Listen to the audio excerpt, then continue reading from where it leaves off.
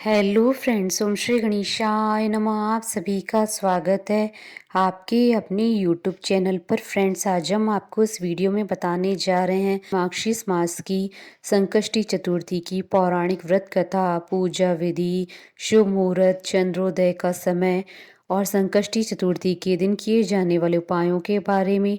Friends, video शुरू करने से पहले आपसे रिक्वेस्ट है, अगर आप हमारे चैनल पर नए हैं और आपने अभी तक चैनल को सब्सक्राइब नहीं किया है तो प्लीज़ सब्सक्राइब कीजिएगा चैनल को, साथ ही प्रेस कीजिएगा बेल आइकन को, जिससे नए वीडियोस से रिलेटेड नोटिफिकेशन आपको तुरंत प्राप्त हो सके। और वीडियो पसंद आने पर वीडियो को लाइक और शेयर ज़रूर कीजिएगा ताकि सभी भक्तों को इस वीडियो का लाभ प्राप्त हो सके।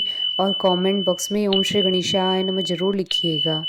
संकष्टी गणेश चतुर्थी व्रत प्रत्येक मास की कृष्ण पक्ष की चतुर्थी को किया जाता है। मार्गशीर्ष अर्थात अघन मास की कृष्ण पक्ष की चतुर्थी तिथि को किया जाने वाला व्रत मार्गशीर्ष संकष्टी गणेश चतुर्थी व्रत कहलाता है। इस तिथि को गजानन गणेश जी की पूजा की जाती है। भविष्य पुराण में कहा गया है कि जब मन संकटों से घिरा महसूस करे तो गणेश चतुर्थी का व्रत करें।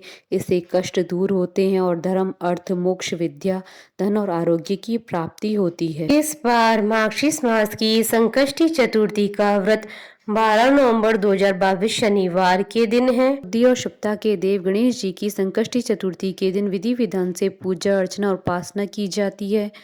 मान्यता है कि किसी भी शुभ कार्य की शुरुआत भगवान गणेश जी के पूजन से की जाती है। भगवान गणेश जी की पूजा करने से भक्तों के विघ्न दूर होते हैं। विघ्नहर्ता भगवान गणेश विघ्न विनाशक हैं और इन्हें विघ्नहर्ता के नाम से जाना जाता है। मान्यता है कि चतुर्थी तिथि पर भगवान गणेश जी का पूजन ध्यान करने से उन्हें जल्दी प्रसन्न किया जाता है। गणेश जी का पूजन करने से जीवन में सकारात्मकता आती है। भगवान गणेश अपने भक्तों की विपदाओं को दूर करते हैं और उनकी सभी मनोकामनाएं पूर्ण करते हैं। फ्रेंड्स, अब आइए जानते हैं संकष्टी चतुर्थी के शुभ मुहूर्त के बारे में।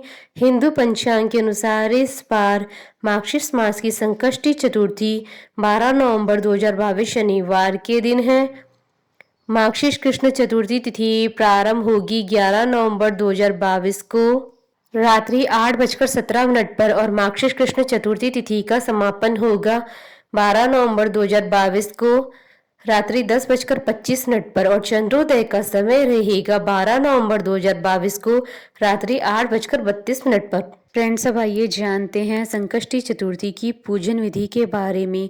संकष्टी चतुर्थी के दिन प्रातः काल उठकर नित्य कर्म से निवृत्त हो शुद्ध होकर स्वच्छ वस्त्र धारण करें। श्री गणेश जी का पूजन पंचोपचार, धूप, दीप, नैवेद्य, अक्षत, फूल विधि से करें। इसके बाद हाथ में जल तथा दूर्वा लेकर मन ही मन श्री गणेश जी का ध्यान करते हुए व्रत का संकल्प करें। अब कलश में जल भरकर उसमें थोड़ा गंगा जल मिलाएं। कलश में दूर्वा, सिक्के, साबुत हल्दी रखें। उसके बाद लाल कपड़े से कलश का मुख बांध दें। कलश पर गणेश जी की प्रतिमा स्थापित करें। पूरे दिन श्री गणेश जी के मंत्रों का जाप करें। संध्या को दोबारा स्नान करके शुद्ध हो जाएं। श्री गणेश जी के सामने सभी पूजन सामग्री के साथ बैठ जाएं। विधि विधान से श्री गणेश जी का पूजन करें। वस्त्र अर्पित करें। नैवेद्य के रूप में लड्डू अर्पित करें। चंद्रमा के उदय होने पर चंद्रमा की पूजा कर अर्घ्य अर्पण करें। उसके बाद गणेश चतुर्थी की कथा सुने अथवा सुनाएं। जौ, चावल, चीनी, तिल व घी से हवन करें। तत्पश्चात गणेश जी की आरती करें। 5 लड्डू प्रसाद के रूप में बांट दें और शेष 5 अगले दिन ब्राह्मण को दान करें। फ्रेंड्स, अब आइए जानते हैं संकष्टी चतुर्थी के दिन किए जाने वाले उपायों के बारे में। संकष्टी चतुर्थी के दिन भगवान गणपति की पीले रंग की मूर्ति स्थापित करें। हर रोज पीले मोदक चढ़ाएं। पीले आसन पर बैठकर ओम हिरंबाय नमः मंत्र का 108 बार जाप करें। यह प्रयोग लगातार 27 दिन तक करें। इस उपाय को करने से आपका रुका हुआ पैसा जरूर आपको प्राप्त होगा। संकष्टी चतुर्थी के दिन से ही 27 हरी दुर्वा की पत्तियां एक कलावे से बांधकर प्रतिदिन गणेश जी को चढ़ाएं। ऐसा लगातार 11 दिन तक करें। मनचाहा वरदान अवश्य मिलेगा और भगवान गणपति के किसी भी स्तोत्र का अवश्य पाठ करें। फ्रेंड्स, अब आइए प्रारंभ करें मार्गशीर्ष मास संकष्टी चतुर्थी व्रत कथा। पार्वती जी ने गणेश जी से पूछा, अघन कृष्ण चतुर्थी संकटा कहलाती है। उस दिन किस गणेश जी की पूजा किस रीति से करनी चाहिए? गणेश जी ने उत्तर दिया कि हे हिमालय नंदिनी, अगन में पूर्वोक्त रीति से गजानन नामक गणेश जी की पूजा करनी चाहिए। पूजन के बाद अर्घ्य देना चाहिए। दिन भर व्रत रखकर पूजन के बाद ब्राह्मण को भोजन कराकर जौ, तिल, चावल, चीनी और घृत का शाकला बनाकर हवन करावे तो वह अपने शत्रु को वशीभूत कर सकता है। इस संबंध में हम तुम्हें एक प्राचीन इतिहास सुनाते हैं। प्राचीन काल में त्रेता युग में दशरथ नामक एक प्रतापी राजा थे। वे राजा आखेट प्रिय थे। एक बार अनजाने में ही उन्होंने एक श्रवण कुमार नामक ब्राह्मण का आखेट में वध कर दिया। उस ब्राह्मण के अंधे माँ बाप ने राजा को श्राप दिया कि जिस प्रकार हम लोग पुत्र शोक में मर रहे हैं, उसी भांति तुम्हारा भी पुत्र शोक में मरण होगा। इससे राजा को बहुत चिंता हुई। उन्होंने पुत्रेष्टि यज्ञ करवाया। फलस्वरूप जगदीश्वर ने राम रूप अवतार लिया और भगवती लक्ष्मी जानकी के रूप में अवतरित हुई। पिता की आज्ञा पाकर भगवान राम, सीता और लक्ष्मण सहित वन को गए, जहाँ उन्होंने खरदूषण आदि राक्षसों का वध किया। इससे क्रोधित होकर रावण ने सीता जी का अपहरण कर लिया। सीता जी की खोज में भगवान राम ने पंचवटी का त्याग कर दिया और त्रैमूषक पर्वत पर पहुंचकर सुग्रीव के साथ मैत्री की। तत्पश्चात सीता जी की खोज में हनुमान आदि वानर तत्पर हुए। ढूंढते ढूंढते वानरों ने गिद्धराज संपाति को देखा।